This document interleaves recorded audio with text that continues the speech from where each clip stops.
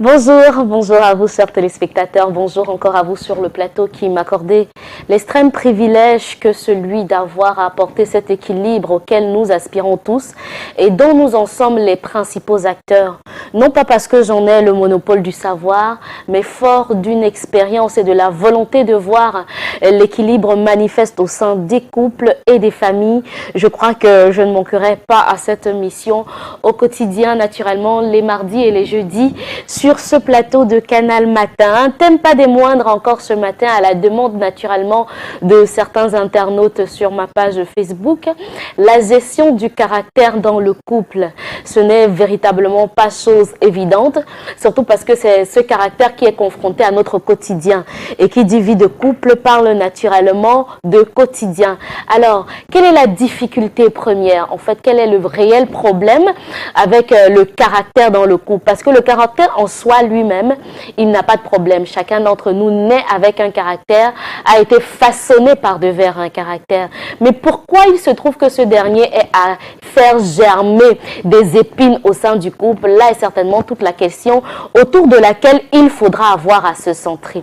J'aimerais rappeler à tout homme, j'aimerais rappeler à toute femme que lorsqu'il s'engageait à aller maritalement avec ce partenaire-là, ce n'était pas forcément à cause de ses qualités. On comprendra immédiatement ici que lorsqu'on parle de caractère, il faudrait pouvoir associer défauts et qualités. Ce ne sont pas les qualités de madame, ce ne sont pas les qualités de monsieur qui vous ont donné à l'épouser. Ça, j'en suis persuadée. Parce que sinon, on vous aurait dévancé.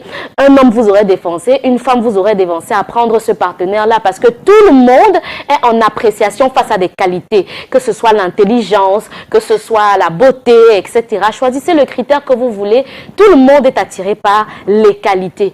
Mais c'est les défauts. En réalité, vous étiez le seul en même de pouvoir supporter le défaut de ce partenaire-là. C'est pourquoi vous avez dit « je veux t'épouser ». Vous êtes allé au-delà des qualités pour vous dire que ces défauts ne constitueront pas en réalité un frein ou alors un obstacle à votre amour pour que ce dernier soit concrétisé pour la vie. Alors c'est gérer ce mélange de qualité et de défauts le temps du quotidien au mariage qui fait réellement problème et comment s'y prendre. C'est une petite clé que je vous envoie ce matin comme pour signifier effectivement que il faut avoir eu à maîtriser, je mets entre côtes maîtriser son partenaire, c'est-à-dire de pouvoir bien le connaître et savoir comment fonctionne ce type de partenaire. Tel j'aime à le dire dans une entreprise par exemple, lorsqu'on a quelqu'un de directionnel et qu'on voudra obtenir de lui un service, on s'y prendra pas de la même façon avec quelqu'un, passez-moi l'expression de laxiste. Non pas que certains profils sont bons, certains profils sont désavantageux, non. Il y a une totale harmonie au-dedans et la seule astuce, la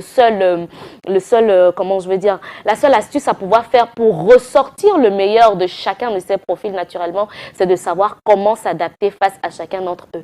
Appliquez cela dans votre couple, cela vous sera salutaire surtout parce que le mariage met à l'épreuve le caractère tant de la femme, tant du mari. Et ceci, c'est l'épreuve de l'amour tout simplement. Rendez-vous la prochaine fois et pour tous ceux naturellement dont l'harmonie des caractères est loin d'être fructueuse, n'hésitez pas à nous solliciter pour vous faire aider sur le sujet. Très belle journée.